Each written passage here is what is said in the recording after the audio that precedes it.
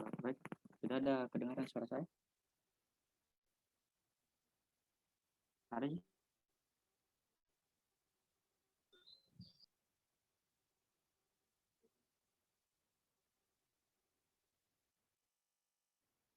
Ada Ji? Ada Ji?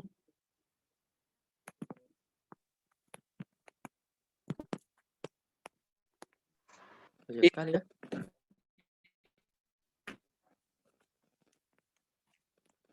Cek.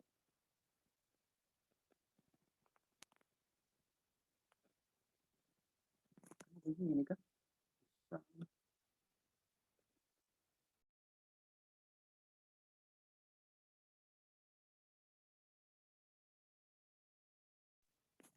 Yes. Baik, bismillah. Assalamualaikum warahmatullahi wabarakatuh. Waalaikumsalam warahmatullahi wabarakatuh. Baiklah teman-teman dan kakanda sekalian, selamat datang di ruang literasi pekan yang STK 2 yang kita akan membahas tentang membedah matahari buatan Cina sebagai sumber energi ramah lingkungan. Nah, sebelumnya saya ingin memperkenalkan diri terlebih dahulu. Perkenalkan, nama saya Dedi Anggrada Gus Salim dari pengurus Badan Eksekutif Himpunan Mahasiswa Elektro Fakultas Teknik Universitas Hasanuddin. Adapun pemateri pada hari ini yang akan dibawakan oleh salah satu perwakilan dari Komunitas Muda Nuklir Nasional. Baik, saya akan share screen dulu.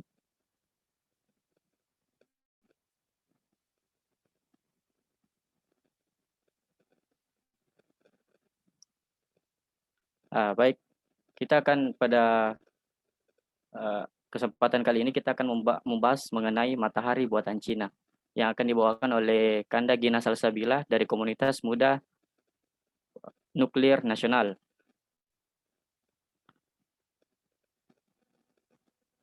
Adapun pemateri atas nama Kanda Gina Salsabila yang merupakan dari ITS Graduate dan juga merupakan staf Ristek Himasika ITS 2020. Kakanda juga pernah bagian dari divisi acara Tryout Nasional Yuk Belajar Surabaya 2019, juga Knowledge Team World Clean Up di Indonesia Jawa Timur 2019, Kadif Komun 2020 sampai sekarang, LO Tech to Impact Surabaya 2020, Startup Success Manager Baparekraf for Startup 20 by Kemenparekraf, Event Management 1000 Startup Digital Surabaya 2020 by Komeninfo, Community Partner Startup for Industry 2020 by Kemenperin, dan yang terakhir adalah program dan partnership Satu Atap Shower Share 2020 sampai sekarang. Nah, sebagai pengantar,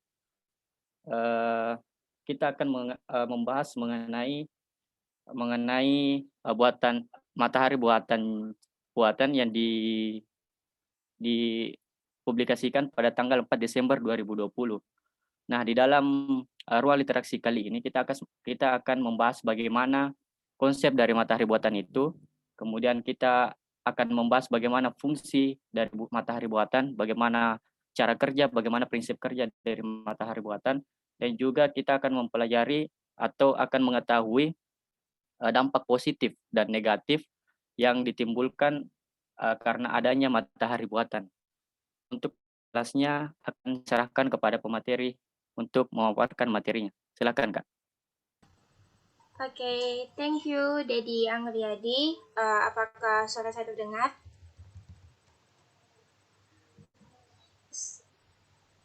Suara aku masuk ya? Iya, masuk, Kak. Oke, thank you. Oke, jadi teman-teman, perkenalkan seperti yang udah disebutkan tadi, aku Gina Salsabila, teman-teman bisa panggil aku Gina.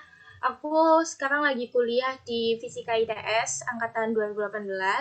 Jadi teman-teman bisa panggil aku Gina aja, nggak usah Kak atau sebagainya.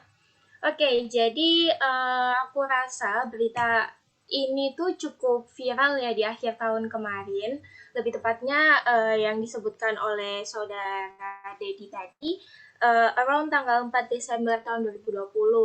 Nah, kayak heboh gitu kan ya, karena kita mendengar kata matahari buatan. Sebenarnya apa sih matahari buatan yang dimaksud di sini? Bisa next, tolong.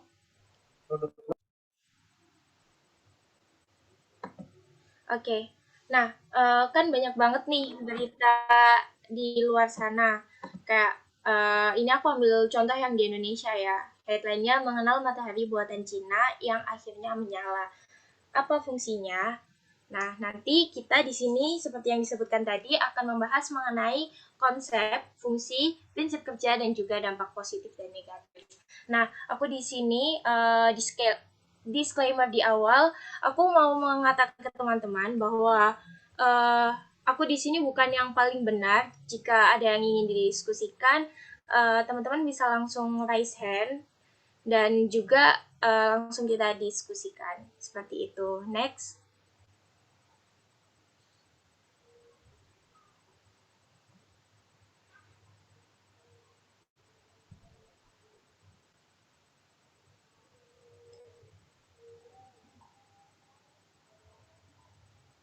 Oke, nah di sini kan yang di-highlight-kan matahari buatan Cina. Nah, kenapa sih ini tuh disebut matahari? Penyebutan matahari di sini tuh mengacu pada reaksi fusi yang digunakan. Jadi, seperti yang teman-teman tahu, reaksi fusi itu kan digunakan reaksi yang digunakan oleh bintang-bintang di luar angkasa, termasuk matahari, untuk memancarkan energi atau memancarkan sinar atau cahaya itu. Jadi penyebutan matahari di sini mengacu pada reaksi fusi yang digunakan. Bukan berarti Cina mengeluarkan matahari seperti yang kita lihat sehari-hari. Begitu teman-teman. Apakah ada yang didiskusikan dari slide ini?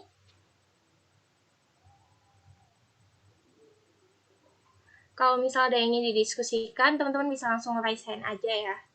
Oke, aku rasa nggak ada, bisa di next, tolong. Oke, matahari buatan Cina atau yang orang-orang kenal dengan man-made sun itu sebenarnya adalah sebuah reaktor fusi eksperimental. Nah, nama sebenarnya adalah HL2M tokamak. Seperti ini teman-teman penampilannya. Nah, jadi bukan matahari yang bersinar seperti yang dia. Next. Nah, ini yang aku katakan tadi, matahari buatan Cina adalah reaktor fusi eksperimental. Kenapa eksperimental di sini aku bedakan warnanya? Karena tujuan utama dari diciptakannya reaktor ini itu untuk eksperimen atau untuk penelitian. Dan juga karena digunakan untuk eksperimen, listrik yang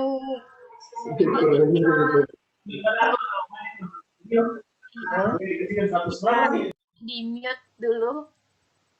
Oke. Ya, jadi kita kembali ke topik. Kenapa ini disebut eksperimental? Karena tujuannya ya untuk eksperimen atau untuk penelitian. Jadi nggak ada pembangkitan energi yang sebenarnya. Jadi harus digarisbawahi di sini, ini tuh sebenarnya reaktor untuk penelitian, tidak ada energi sebenarnya yang dihasilkan, dan listrik yang dihasilkan di sini tuh tidak dipakai, atau yang dihasilkan tuh tidak digunakan sama sekali. Dan sebenarnya yang semacam ini reaktor fusi eksperimental itu sudah banyak ada di dunia. Cuma karena kita menyebutnya, bukan kita sih, karena media menyebutnya dengan kata matahari buatan, jadi seolah-olah reaktor fusi L2M tokamak ini tuh lebih ini ya teman-teman, lebih booming daripada yang lainnya. Padahal di England sendiri tuh ada sama seperti HL2 ini, di Inggris itu ada GE, terus juga di Prancis kalau nggak salah itu ada ITER gitu. Next. Nah, apa sih fungsi dari HL2M tokamak di sini? Seperti yang teman-teman tahu, karena dia pembangkit listrik menggunakan reaksi fusi, maka pembangkit listrik ini tuh ramah lingkungan karena tidak ada emisi yang dikeluarkan, dan juga fungsi kedua untuk eksperimen atau untuk penelitian. Next.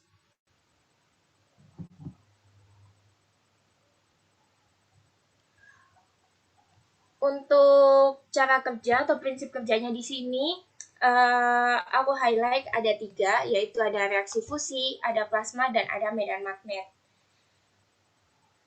Oke, next.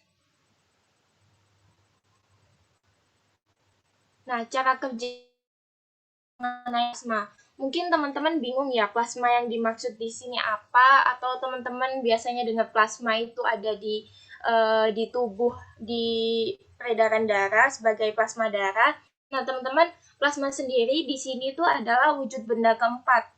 Mungkin agak sulit dipahami maksud dari wujud benda keempat. Wujud benda yang teman-teman tahu selama ini kan ada 3, padat, cair, dan juga gas. Nah, sebenarnya di bumi ini tuh, bukan di bumi, di alam ini itu wujud benda sebenarnya itu ada 4, yaitu padat, cair, gas, dan juga plasma. Mungkin agak kurang didengar karena plasma ini tuh tidak terlihat gitu. Dan sebenarnya 99,99% alam semesta ini ya tersusun dari plasma gitu, teman-teman. Jadi bentuknya seperti yang terlihat di slide yang di share screen ini, yang warna apa ya ini, pink keunguan muda yang menyelimuti ini. Nah, dia itu tempatnya plasma itu di situ. Gitu, teman-teman. Nah, plasma sendiri itu tempat untuk terjadinya reaksi fusi, karena reaksi fusi tersendiri terjadi dalam wujud. Kenapa dalam wujud plasma? Karena temperaturnya sangat ekstrim, yaitu kalau aku nggak salah baca around 10 kali dari temperatur matahari. Jadi sekitar 150 juta derajat Celcius. Next.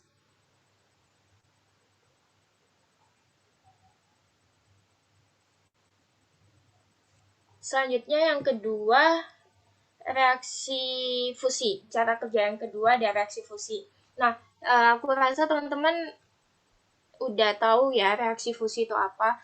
Nah, kenapa matahari buatan Cina ini tuh sangat digadang-gadangkan, karena beberapa pembangkit listrik yang ada di Indonesia itu menggunakan reaksi fisi atau reaksi pemisahan pembelahan atom gitu. Nah, tetapi di HL2M tokamak ini yang digunakan adalah reaksi fusi, di mana reaksi fusi sendiri pengertiannya penggabungan inti-inti atom kecil menjadi besar dan dalam prosesnya melepaskan energi.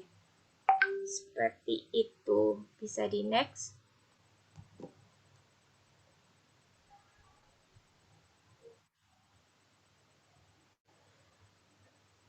Nah, yang ketiga ada medan magnet. Kenapa menggunakan medan magnet? Karena di sini tuh membutuhkan, di dalam tokamak ini tuh tekanan yang sangat tinggi di bumi, dan yang kita ketahui gravitasi di bumi itu tidak sebesar gravitasi yang dimiliki oleh matahari. Nah, oleh karena itu peneliti di Cina menggunakan medan magnet dengan sistem tokamak untuk membuat plasma tetap stabil sehingga dapat terus bereaksi. Nah, tokamak sendiri itu apa sih? Tokamak itu mesin pemroduksi medan magnet untuk mengurung plasma. Jadi yang ada di gambar ini kurang lebih adalah penampakan di dalam reaktor fusi eksperimental itu tadi. Dan juga seperti yang kita ketahui, jika kita ingin membuat pembangkit listrik, reaksi itu kan harus sepenuhnya ya. Dan juga yang kita ketahui, matahari itu memiliki temperatur yang sangat tinggi dan juga tekanannya yang sangat tinggi karena gravitasi matahari. Karena di bumi susah untuk mendapatkan temperatur dan tekanan yang sangat tinggi, Maka digunakan medan magnet dengan reaksi dari reaksi fusi dengan juga bantuan plasma. Nah, oleh karena itu bisa terjadi reaktor fusi eksperimental yang disebut dengan matahari buatan Cina. Oke, next. Apa sih kelebihan dari reaktor ini? Seperti yang teman-teman tahu, reaksi fusi itu tidak meninggalkan limbah sama sekali. Oleh karena itu di sini aku highlight tanpa emisi gas rumah kaca, dan juga sekalipun mereka meninggalkan limbah, limbahnya itu berupa limbah radioaktif dan juga dia berumur pendek serta tidak berbahaya. Sedangkan untuk kelebihannya sendiri, untuk kekurangannya bisa di next. Nah, kekurangannya yang harus teman-teman tahu bahwa tokamak yang diluncurkan pada tanggal 4 Desember 2020 yang disebut dengan matahari buatan Cina itu hanya berlangsung beberapa detik saja. Jadi itulah minusnya, karena seperti yang kita ketahui sendiri, kan di dalamnya itu sangat panas ya teman-teman, dan juga kalau berlangsung berhari-hari itu akan mengikis lapisan pengurungnya. Nah, oleh karena itu tokamak ini hanya berlangsung beberapa detik saja. Sedangkan yang harus kita ketahui adalah untuk suatu benda dikatakan pembangkit listrik, itu kan tidak hanya berjalan beberapa detik saja. Jadi dia itu harus berjalan ya untuk jangka panjang, nggak mungkin lah jangka pendek. Masa ada sih pembangkit listrik, tapi dia itu hanya 3 detik atau 4-10 detik gitu kan. Nah, tuh dan dia juga jauh dari nilai ekonomis. Jadi benar, untuk pembuatannya tidak murah untuk bahan-bahannya dan lain-lain. Dan juga karena ini hanya alat penelitian, dan kalau nggak salah aku pernah baca itu untuk mengembangkan reaktor ini tuh sudah dikeluarkan banyak biaya, terus risetnya berlangsung terus-menerus, dan juga kita nggak bakal tahu nih reaktor ini tuh bakal dikomersilin kapan. Meskipun dari pemerintah sana itu mengatakan bahwa reaktor ini tuh siap digunakan di tahun 2030 atau 2050 gitu ya, tapi let's see apakah benar. Gitu. Jadi kenapa dikatakan jauh dari nilai ekonomis? Selain dari penelitiannya yang mahal, alat-alatnya yang mahal, dia juga konversi energinya itu sangat bukan hasil yang diinginkan. Jadi sebuah pembangkit listrik dikatakan make sense atau apa ya bahasanya, dikatakan baik jika inputannya itu dikit tapi outputnya banyak. Sedangkan untuk HL2M tokamak ini, dia itu konversi energinya 0,67. Mungkin teman-teman yang nggak tahu maksud dari konversi 0,67, jadi gini teman-teman, misalnya aku memasukkan 0,67 itu kan 2/3 ya teman-teman. Jadi aku memasukkan 3 energi di dalam tokamak ini. Nah, sebagai pembangkit listrik yang baik, itu kan harusnya outputnya tuh lebih dari 3. Nah, output yang dikeluarkan oleh tokamak ini tuh hanya 2 teman-teman. Maka dari itu nilai konversinya 0,67. Dan yang harus teman-teman tahu, prinsip dari pembangkit daya itu inputnya lebih kecil dari output. Gitu. Dan juga kekurangan lainnya, di sini tuh banyak reaktor sejenis. Seperti yang aku katakan di awal, di Inggris itu udah ada JET. Sistemnya juga sama-sama pakai tokamak, dan dia itu udah ada sejak 40 tahun yang lalu. Dan sampai sekarang pun, sampai tadi siang aku baca, itu nggak ada perkembangan yang signifikan. Terus juga ada yang ukurannya lebih gede lagi, yang mungkin teman-teman ada yang tahu, itu namanya itu ITER. Dia ya sama kayak ini, hanya reaktor fusi eksperimental hanya untuk penelitian tidak bisa dikomersilkan. Karena ya itu tadi, jauh dari nilai ekonomis. Oke, kayaknya aku ingin lebih membanyakan di sesi diskusi. Bisa di next. Nah, tadi kan aku bilang hanya berlangsung dalam beberapa detik. Padahal kita tahu sendiri matahari yang ada yang kita tahu selama ini tuh usianya udah sekitar 4.603 miliar tahun. Nah, si tokamak tadi, si HL2M tokamak itu dia hanya ketika diluncurkan pada tanggal 4 Desember 2020, dia tuh hanya berjalan sepersekian detik, bukan sepersekian, hanya beberapa detik gitu. Nggak nyampe 1 menit, hanya beberapa detik. Oke, bisa di next. Oke, seperti yang teman-teman tahu, the science of today is the technology of tomorrow. Jadi, pengetahuan yang ada saat ini adalah teknologi untuk masa depan, gitu teman-teman. Mungkin ada yang ingin didiskusikan, bisa raise hand atau by kolom chat aja ya, karena aku dapat TUK dari panitia itu mengenai konsep, fungsi, prinsip kerja, dan juga dampak positif negatif. Gitu teman-teman.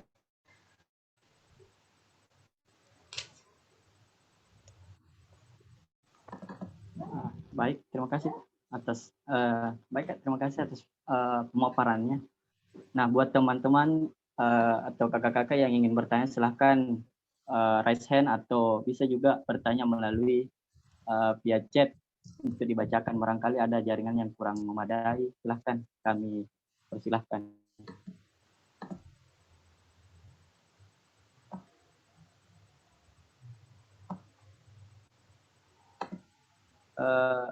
Kak, sambil menunggu saya mau bertanya nih, Kak. Iya, gimana? Ini kan matahari buatan Cina ini tadi kan dikatakan tidak sampai 1 menit lah, hanya sekian detik. Nah, latar belakang dibuatnya matahari buatan Cina ini apa sih, Kak? Oke, thank you Dedi untuk pertanyaannya. Jadi seperti yang aku katakan di awal, apa sih tujuan utama dibuat ini? Ya untuk penelitian, hanya untuk penelitian saja. Karena kan rata-rata pembangkit listrik di bumi itu menggunakan reaksi fisi. Dan reaksi fisi itu meninggalkan emisi atau meninggalkan limbah yang beberapa itu susah diolah gitu. Jadi teman-teman di laboratorium di buat HL2M ini ya niat awalnya untuk ini sih, untuk eksperimen, untuk penelitian gitu. Terus ternyata di penelitian tadi itu dia bisa menggunakan reaksi fusi, tapi ketika diuji coba dia hanya bertahan beberapa detik saja gitu. Oh gitu ya. Mungkin dari partisipan yang lain mau bertanya, silahkan langsung mengaktifkan kamera mic-nya atau bisa juga bertanya via chat.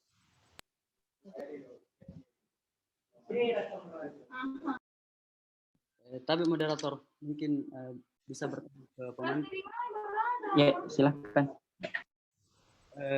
Ya Kak, jadi yang mau saya tanyakan mungkin langsung saja. Kira-kira bagaimana pengaruhnya matahari buatan Cina ini ke ke EBT? Maksudnya apa pengaruhnya kalau memang kalau memang Cina berhasil untuk maksimalkan riset yang ini, Kak? Bagaimana dampaknya ke pembangkit-pembangkit yang ada di dunia, Kak? Apakah justru memperbaiki bumi dan mendukung sekali program EBT atau sebaliknya? Mungkin itu saya, Kak. Oke, terima kasih pertanyaannya Fauzan. Jadi yang aku tangkap di sini pengaruh dari matahari buatan Cina ke EBT dan apa kabar pembangkit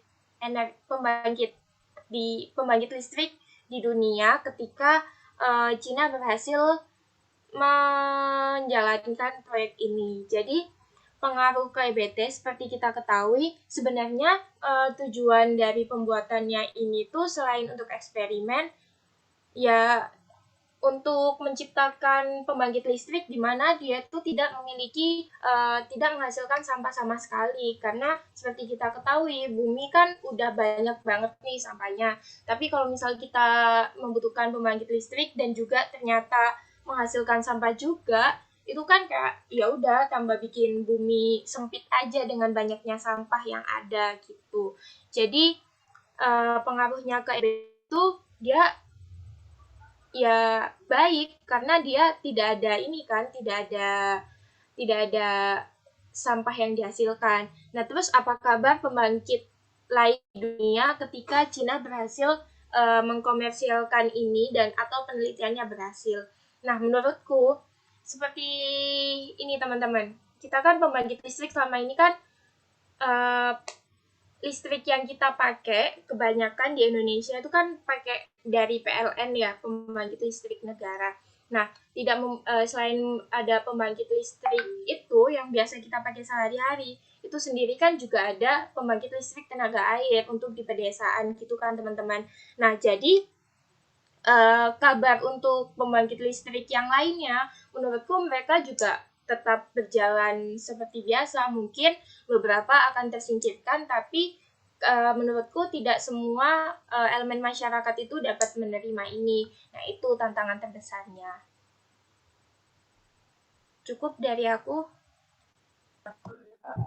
Mungkin masih ada ditanggapi dari Kak Fauzan. Cukup moderator. Mungkin teman-teman yang lain dari partisipan masih ada yang mau bertanya, silahkan. Dari Kak Fatima Azahra, mungkin silahkan Kak. Iya, terima kasih kesempatannya. Jadi pertanyaan saya, kenapa kok bisa sih si matahari buatan China ini katanya menjanjikan setahu saya bukannya di setiap PLTN itu punya reaktor sendiri. Jadi apa bedanya dengan reaktor selain karena eksperimental, apa bedanya dengan reaktor-reaktor yang ada di PLTN dengan reaktor yang dia punya yang matahari buatan ini? Oke, note. Thank you Fatima. Jadi bedanya apa dengan reaktor lain? Nah, sebenarnya tuh nggak ada perbedaan. Mereka itu sama-sama menggunakan reaksi fusi. Hanya saja kenapa ini bisa se-viral itu, ya karena penyebutan matahari buatan itu. Gitu. Itu sih yang harus digarisbawahi, dan dia karena yang aku sebutkan tadi, aku kasih contoh kan tadi, di Inggris itu ada YT sama di Prancis ada ITER. Nah, dia dua ini kenapa nggak se-booming matahari buatan Cina yang akhir-akhir ini viral itu, ya karena mereka nggak menggunakan diksi matahari itu tadi gitu.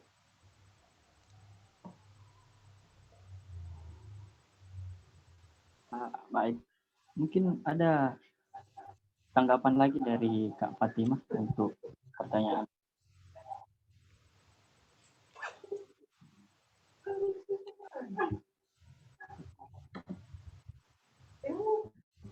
Mungkin ya dari Kak Fatima punya jaringan yang kurang mendukung ya.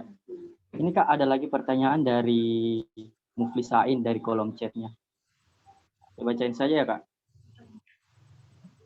Ingin bertanya Kak, apa kedepannya Indonesia memiliki prospek untuk mengikuti atau mencoba melakukan riset yang serupa yang dilakukan Tiongkok atau Cina tadi Kak? Oke, terima kasih Mufli. Apakah Indonesia melakukan riset yang serupa yang dilakukan di Tiongkok? Seperti yang teman-teman ketahui, mungkin, sangat mungkin, karena juga seperti yang harus teman-teman tahu, Indonesia itu juga sudah mempunyai rencana untuk memiliki pembangkit listrik tenaga nuklir itu tadi teman-teman. Dan untuk risetnya saat ini tuh sudah ada. Mungkin teman-teman bisa cek di Google, di websitenya Batan, itu ada kok teman-teman. Jadi mungkin jawabannya.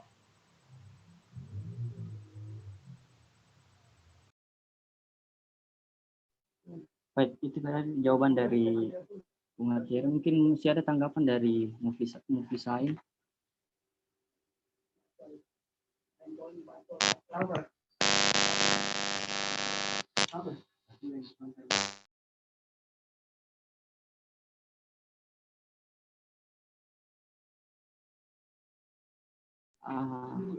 Mungkin sudah tidak ada. Mungkin masih ada teman-teman yang dari partisipan mau bertanya mengenai bagaimana potensi dari matahari ini di Indonesia, atau apa kemungkinan oh ya, mungkin dari Kak Sri Wahyuni mau bertanya, silahkan Kak. Terima kasih kesempatannya. Saya di sini punya 2 pertanyaan.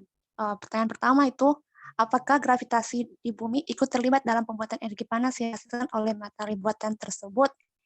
Dan pertanyaan kedua itu, kan ini pembuatan matahari ini berasal dari hasil reaktor fusi. Nah, apakah ada waktu dari reaktor fusi ini menghasilkan energi panas, atau berapa lama reaktor fusi ini dapat menghasilkan energi panas? Seperti itu. Terima kasih.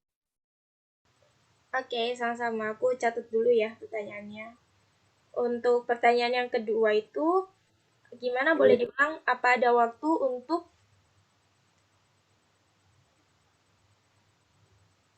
ya? Mungkin saya bisa ulang Kak, pertanyaannya. Iya.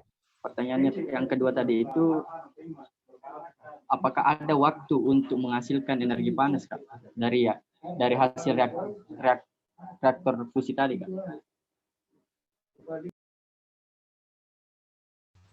Oke, berarti yang aku tangkap di sini pertanyaan kedua, waktu untuk si reaktor fusi ini menghasilkan panas ya?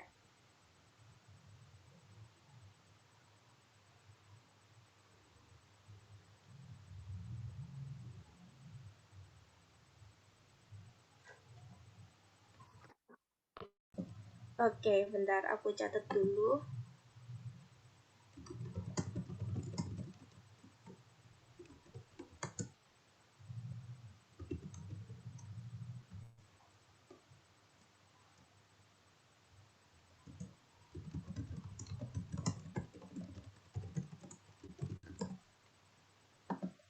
Oke, jadi aku udah catat. Yang aku tangkap di sini, apakah untuk pertanyaan yang pertama ya, apakah gravitasi di bumi ini terlibat dalam proses pembuatan atau proses berlangsungnya matahari buatan Cina? Nah, seperti yang teman-teman ketahui, gravitasi di bumi itu sekitar 9,8 meter per sekon, atau kita bulatkan 10 meter per sekon. Jadi ini kan termasuk tekanan yang sangat rendah ya teman-teman. Jadi gravitasi di bumi itu terlibat di dalam hal ini. Tetapi ketika para ilmuwan tersebut menggunakan gravitasi dalam bumi itu sangat kurang, karena gravitasi di bumi itu jauh lebih kecil. Nah, oleh karena itu mereka menggunakan ini medan magnet yang udah aku sebutkan tadi dalam pembuatan reaktor ini. Karena gaya gravitasi di bintang di luar angkasa, termasuk matahari, itu menciptakan tekanan yang tinggi untuk reaksi fusi itu bisa berlangsung. Tuh. Dan untuk pertanyaan yang kedua, karena ini reaksi fusi, apakah ada waktu untuk reaktor fusi untuk menghasilkan panas? Jadi yang di-highlight dari pertanyaan ini waktu untuk menghasilkan panas. Jadi karena pada dasarnya sendiri, dasar dari reaktor itu kan harus menghasilkan panas. Jadi konsep reaktor sama dengan PLTU, dan bahan bakar penghasil kalornya aja ganti. Jadi kan kalau misal di PLTU itu dia kan menggunakan uap. Kalau di PLTN dia menggunakan kalau misal di tokamak ini dia kan pakai plasma tadi tuh kan teman-teman. Nah, contohnya misal nih dari batu bara jadi bahan radioaktif, thorium atau uranium gitu. Nah, kalau mungkin panasnya seperti tokamak yang aku sebutkan tadi, mungkin nggak sampai memakan waktu yang sangat lama. Karena untuk waktu pastinya aku nggak bisa menyebutkan karena jujur aku nggak tahu, tapi ini tuh juga memakan waktu tapi nggak sebegitu lama karena adanya bantuan dari medan magnet itu tadi. Gitu.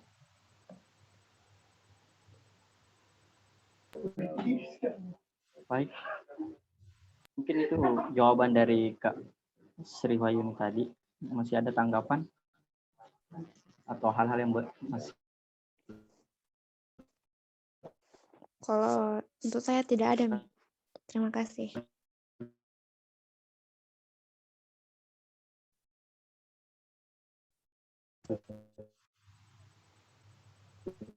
Oke. Moderator, kira-kira aku boleh ngasih pertanyaan nggak buat peserta? Jadi yang bisa jawab nanti bakal dapat saldo OVO atau GoPay atau aku transfer juga nggak apa-apa. Kira-kira boleh nggak untuk mengaktifkan diskusi?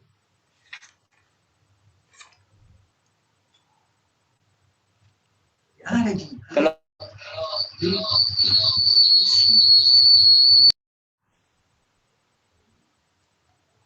ya maaf Kak, mungkin bisa Kak dilakukan juga seperti itu. Pertanyaannya mungkin bisa kita Kak. Oke, jadi teman-teman, karena aku tadi udah menyampaikan beberapa materi, dan juga aku ingin ada sedikit quiz or you can call it giveaway.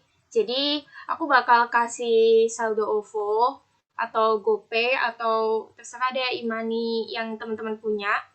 Ini untuk 2 orang yang bisa jawab pertanyaan aku. Jadi pertanyaan pertama nanti teman-teman bisa raise hand aja, tapi kalau bisa sambil on cam sih gitu. Pertanyaannya itu, apakah mungkin ada material di bumi ini yang digunakan untuk mengurung reaksi fusi yang terjadi di masa depan? Jadi kan tokamak ini hanya berlangsung beberapa detik.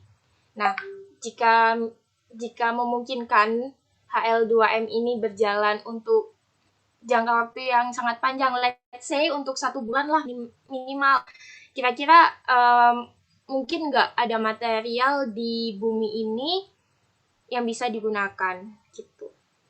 Yang bisa jawab langsung raise hand aja, nggak apa-apa.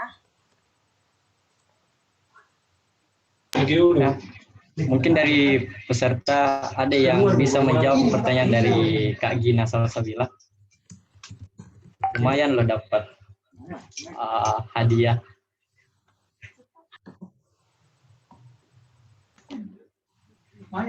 Ini request dari pemateri yang mau menjawab silahkan raise hand dan kalau bisa mengaktifkan kameranya. Supaya juga kan kita bisa lebih kenal dengan pemateri. Gini aja deh, mungkin kalau misal terlalu berat, teman-teman bisa jawab ada atau nggak ada, nggak usah alasan deh, nggak apa-apa. Gini Kak, kalau bisa saran Kak, kan tadi pertanyaannya lumayan panjang Kak ya. Oh iya. Mungkin bisa diulang atau bisa diketik di chat saya Kak. Bantu ketik ya. Jadi aku mau meringkas pertanyaannya. Apakah mungkin di bumi ini ada material yang bisa digunakan untuk mengurung reaksi fusi di masa depan? Fusi di masa. Tapi kalau misal bisa jawab sekalian alasannya sih nggak apa-apa. Gitu. Yang bisa langsung on mic sama on cam ya. Nah, teman-teman, pertanyaan sudah ada di kolom chat, silahkan dibaca. Dan kalau misalnya sudah dapat jawabannya, silahkan raise hand dan aktifkan kamera. Yaitu ada dari Muhammad Fatir Haq. Silahkan. Bisa on cam ya. Kak, sudah bisa menjawab moderator? Ya, silakan Kak. Ya, terima kasih. Tadi kan disebutkan di materinya bahwa ada 4 wujud material gitu kan, Kak. Tambahnya itu kan plasma. Terus disebutkan tadi bahwa plasma itu dia dapat mengurung suatu reaksi yang dibahas itu reaksi fusinya yang dititik beratkan di mengurung suhunya yang ekstrim. Jadi mungkin saja di kedepannya nanti itu dari berhasilnya nanti matahari buatannya itu dia ditempatkan di ruangan plasma mungkin, Kak. Jadi jawabannya mungkin atau enggak? Jujur Kak baru tahu sih itu ada masalah plasma, jadi ya mungkin tidak ada yang tidak mungkin. Oke, jadi benar sekali jawabannya Fatir. Fatir bisa nanti kontak ke aku by DM atau WA. Ntar aku kasih di kolom chat, ntar aku kasih hadiahnya di situ ya. Ya, kasih Kak. Sama. Jadi teman-teman benar sekali yang dikatakan oleh Fatir tadi, yang dititik beratkan di sini adalah mengurung reaksi fusi. Sebenarnya di bumi ini tuh sampai saat ini tuh nggak ada material yang bisa menahan suhu panas berjuta-juta derajat Celcius. That's why kita menggunakan bantuan dari medan magnet. Tetapi karena di Cina itu sendiri sudah terjadi dan berlangsung untuk beberapa detik, meskipun untuk beberapa detik, tapi kan itu bisa dikatakan berhasil ya penelitiannya. Nah, jadi jawabannya adalah mungkin di masa depan untuk ada ini suatu bahan untuk mengukung reaksi fusi. Tetapi disclaimer yang harus teman-teman tahu sendiri, di reaksi fusi ini dinding dari tokamak ini bakal mengalami kerusakan karena adanya partikel radioaktif jika dioperasikan terlalu lama. Itulah kenapa reaksi fusi yang ada di matahari buatan Cina ini hanya berlangsung beberapa detik aja gitu. Oke, jadi ini bisa DM aku di DM aja deh, jangan di WA, di sini aja. Ntar aku, atau kalau kamu nge-DM sekarang, aku transfer sekarang sih. Oke, untuk pertanyaan yang kedua dari aku, untuk mengaktifkan diskusi, apa ya, banyak sih, tapi yang gampang aja. Oh ya, ini, moderator boleh tolong dibantu ketik ya? Iya Kak. Oke. Apa pengaruh medan magnet untuk reaksi fusi?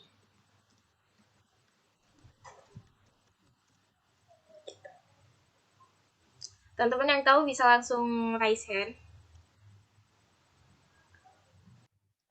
Saya ulang pertanyaannya. Apa sih pengaruh medan magnet untuk reaksi fusi? Ya, bagi peserta atau partisipan yang tahu jawabannya silahkan raise hand.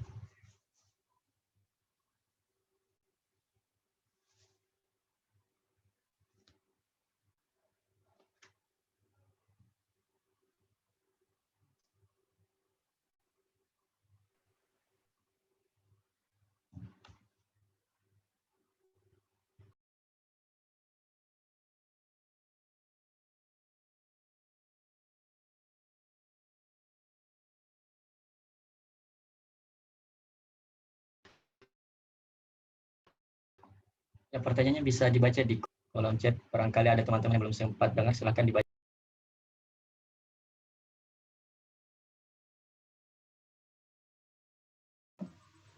Aku ulangi ya, pertanyaannya apa sih pengaruh magnet untuk reaksi fusi? Gitu teman-teman. Atau mungkin kalau moderatornya bisa jawab sih, bagus sih. Nggak apa-apa.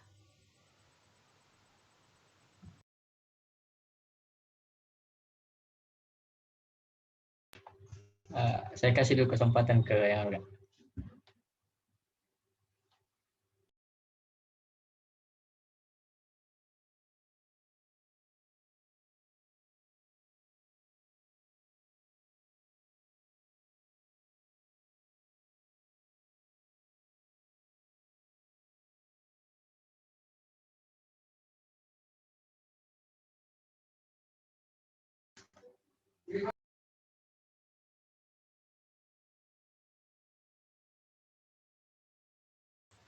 Oke, kalau udah ada yang nunggu jawabannya, kasih tahu aku ya.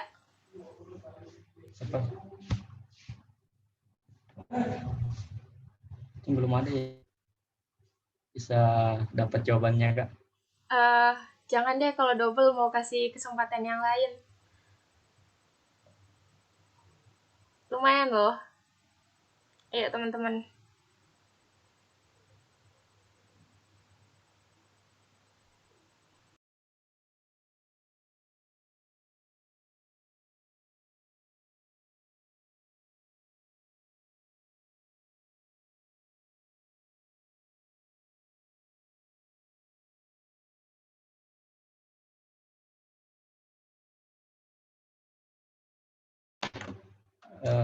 Tapi Kak, ini ada komen dari Ardi yang mengatakan bahwa akselerator, Kak. Oke, Ardi bisa tolong dijelaskan nggak maksudnya apa?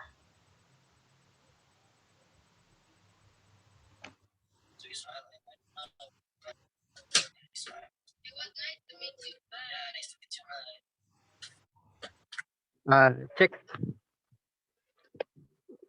Ya, silakan, Kak. Izin menjawab tadi. Jadi maksud saya dengan akselerator itu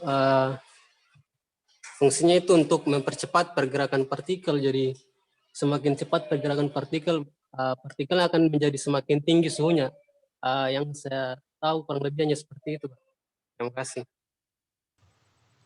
Oke, sama-sama. Siapa? Ardi.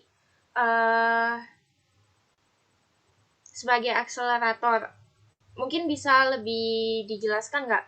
Dia tuh kenapa bisa menjadi akselerator? Bisa diulangi sekali lagi, mau aku catat.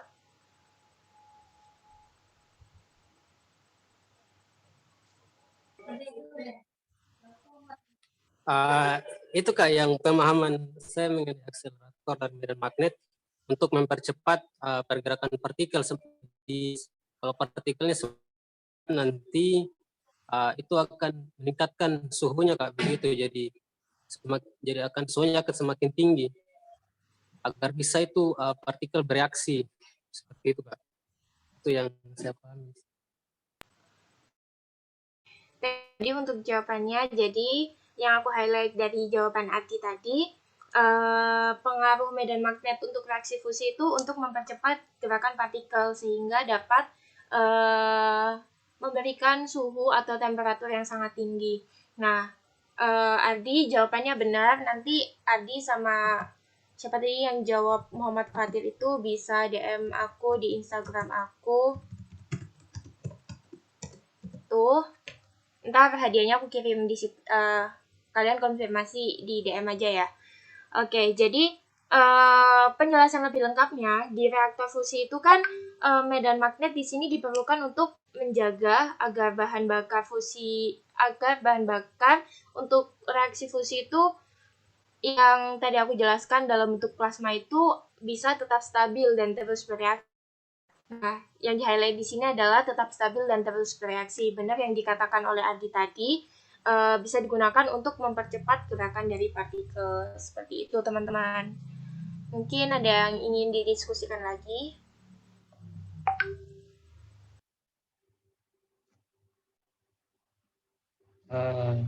Mungkin saya sendiri Kak yang mau bertanya lagi Kak. Oke, silakan. Bagaimana potensi dari matahari buatan ini di Indonesia sendiri Kak?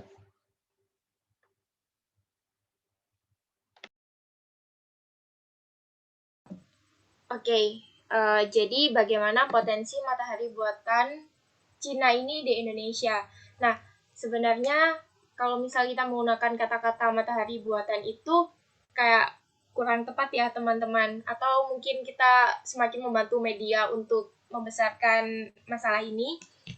Berarti seperti yang pertanyaan sebelumnya, Indonesia berpotensi di Indonesia sendiri itu sudah ada penelitian mengenai ini, tapi belum se-viral ini. Mungkin aku bantu carikan artikelnya, aku taruh di kolom chat.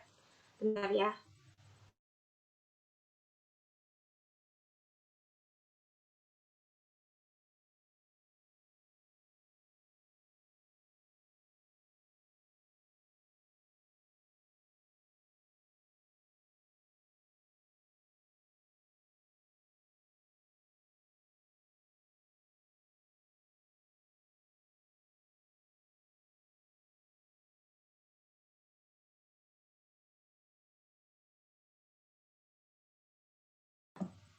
Wait, sambil aku nunggu artikelnya ada, aku mau jawab ulang. Jadi Indonesia itu berpotensi karena di Indonesia sendiri sudah ada penelitiannya gitu.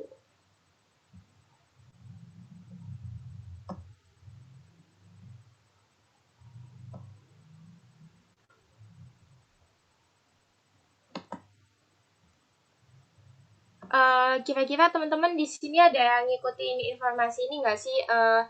Lokasi-lokasi yang diusulkan Indonesia untuk peletakan PLTN? Gitu. Ada yang ngikut nggak kira-kira?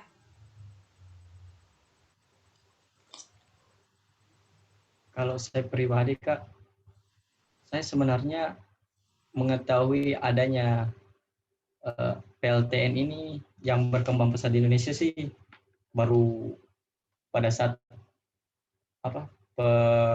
pengusulan tema ini Kak untuk didiskusikan. Oke, bentar. Aku mau kasih artikel buat teman-teman bahan baca. Bentar ya.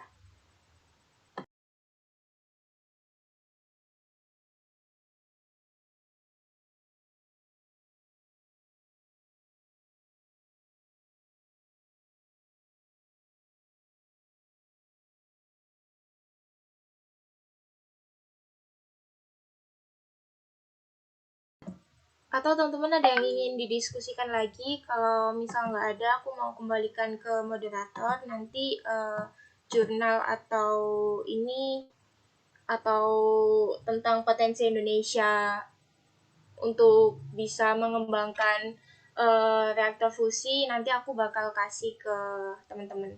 Gitu. Ya Kak, mungkin partisipan masih ada yang ingin didiskusikan mengenai hal ini, silakan untuk resen atau bisa juga melalui via chat.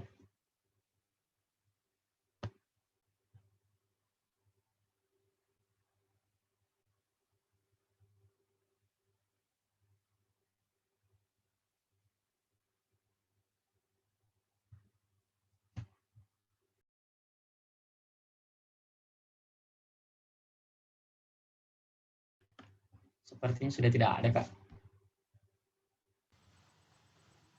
Oke. Mungkin aku kembalikan ke moderator aja ya. Ya Kak. Mungkin sebelum saya sebagai moderator untuk menutup diskusi pada hari ini Kak, mungkin ada maksudnya Kak, masih ada dari partisipan resen dari Kak Ardi. Mungkin ada yang mau ditanyakan Kak, silakan. Terima kasih moderator. Mungkin pertanyaan terakhir dari saya itu mengenai tadi kalau reaktor nuklir ini Kak, Selain manfaat itu, kalau bahayanya seperti apa, Kak? Kalau misalnya, Kak, itu dan misalnya reaktornya meledak, Kak, itu dampaknya bisa seperti apa, Kak? Kira-kira. Oke, thank you Ardi untuk pertanyaannya. Menarik. Jadi yang aku highlight dari pertanyaan ini, dampak negatif kalau misal reaktornya sampai meledak gitu ya. Jadi seperti yang teman-teman ketahui, udah banyak kejadian mengenai teknologi nuklir itu kalau bocor ataupun kalau ada kesalahan ataupun auzubillah nih kalau sampai meledak dan membuat daerah dan akhirnya membuat daerah di sekitarnya menjadi daerah radioaktif. Contohnya Chernobyl ini. Terus gimana sih sama reaktor ini kalau misal dia meledak? Nah, jadi yang harus digarisbawahi oleh teman-teman di sini kan reaksi fusi. Nah, reaksi fusi sendiri itu kan reaksi penggabungan ya teman-teman, penggabungan dari atom-atom yang kecil menjadi atom yang besar. Nah, reaksi fusi sendiri ini sejauh ini tuh memiliki resiko hampir 0%. Karena kenapa? Karena jika terjadi kebocoran atau semacamnya, reaksi fusi ini tuh akan berhenti seketika. Atau biasa disebut dengan cooling down gitu. Akan berhenti seketika. Jadi kayak untuk potensi meledak atau bocor itu ada, cuma resikonya itu hampir di angka 0%. Aku pernah baca jurnal orang mengenai ini, tapi aku gak bisa menyertakan di sini karena udah lama banget aku bacanya. Gitu, teman-teman. Terus, oke, aku juga mau nambahin fun fact di sini. Tadi aku menyatakan bahwa suhunya di sini tuh kan 150 juta derajat Celcius ya. Jadi mungkin teman-teman ada yang mikir suhu segitu gedenya kenapa kok bumi nggak meleleh gitu kan. Jadi jawabannya teman-teman, suhu tertinggi yang pernah ada di bumi itu bukan suhu dari HL2M ini. Jadi dulu itu aku pernah baca penelitian orang, yaitu suhu tertinggi yang pernah dicapai itu di eksperimen LHC. Mungkin teman-teman nggak asing dengan itu. Itu suhunya sekitar 4 triliun derajat Celcius. Gitu. Bahkan jauh lebih gede daripada suhu dari tokamak ini dan juga bumi nggak meleleh gitu. Karena dia kan ada di dalam itu tadi kan, di dalam reaktor fusi yang berupa plasma dan juga berada di dalam reaktor gedenya itu tadi gitu. Mungkin itu.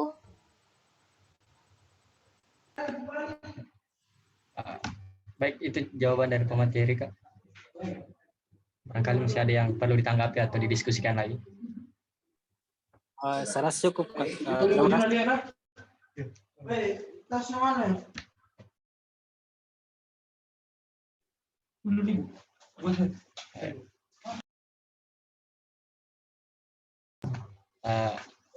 Mungkin pertanyaan terakhir untuk diskusi kita pada hari ini. Namun sebelum saya sebagai moderator menutup diskusinya, mungkin ada kata penutup dari Kak Gina mengenai atau sekedar motivasi atau motivasi atau inspiratif lainnya ke partisipan, Kak. Silakan, Kak. Oke, jadi aku nggak menyiapkan kata penutup, cuma aku pesan buat teman-teman jangan lupa follow Instagram Komun Official. Aku taruh di sini. Karena di situ bakal banyak info-info menarik mengenai EBT dan juga acara terdekat dari Komun sendiri itu bakal ada NYS, itu berupa seminar. Mungkin kalau misal di kampus kalian ada ini loh, harus punya banyak sertifikat. Jadi sertifikat kita itu nasional, bisa di-follow di nys.komun. Tapi ini masih belum diaktifkan karena acaranya masih lama. Jadi aku mau minta bantuan teman-teman kalau mau butuh informasi lebih lanjut mengenai EBT bisa follow di Komun Official, dan juga teman-teman yang membutuhkan info kompetisi dan juga seminar bisa follow di nys.komun gitu teman-teman. Thank you moderator. Terima kasih, Kak. Dan sebagai penutup, saya akan menyampaikan kesimpulan diskusi kita pada hari ini, yang dimana reaktor fusi nuklir ini atau disebut dengan matahari buatan Cina ini merupakan kabar baik untuk kita sebagai generasi muda untuk melakukan inovasi baru atau memberikan implementasi baru di Indonesia mengenai energi baru terbarukan. Sehingga kita punya peluang besar untuk mengembangkan energi ini di Indonesia sebagai pembangkit listrik tenaga nuklir. Nah, mungkin itu saja kesimpulan dari saya, dan terima kasih Kak atas ilmu-ilmunya. Semoga Kakak tetap sukses nanti dan tetap memberikan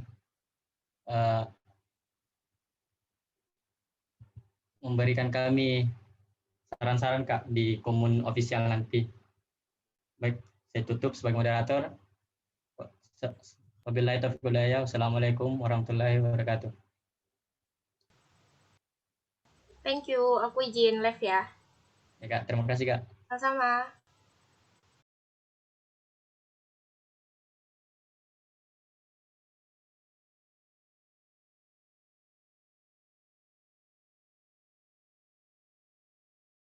Baik, partisipan yang belum mengisi absen silakan diisi absennya.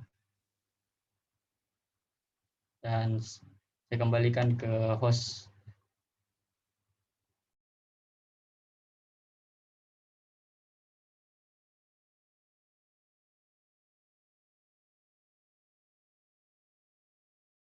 Untuk link absennya silakan diakses di chat